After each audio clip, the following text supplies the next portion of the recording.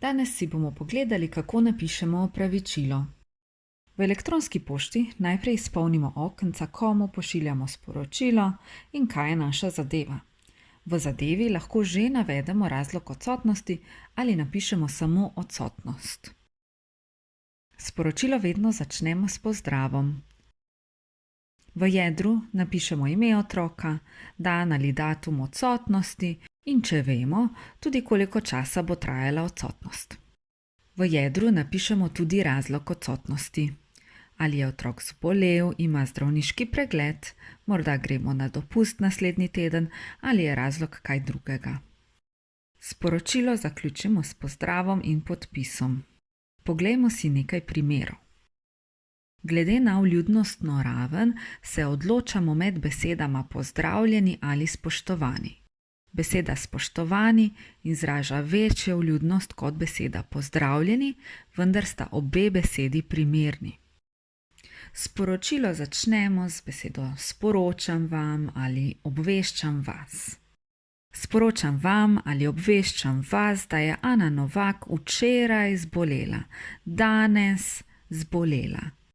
Torej navedemo datum oziroma dan in razlog odsotnosti. Obveščam vas, da je Ana Novak zbolela in bo danes odsotna. Če vemo, napišemo tudi, koliko časa bo trajala odsotnost.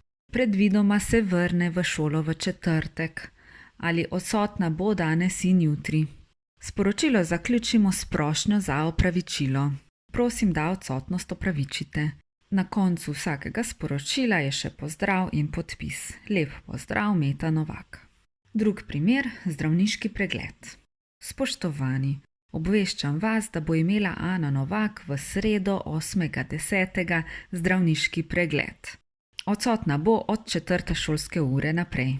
Prosim za opravičilo izostanka od pouka. Lep pozdrav, Meta Novak.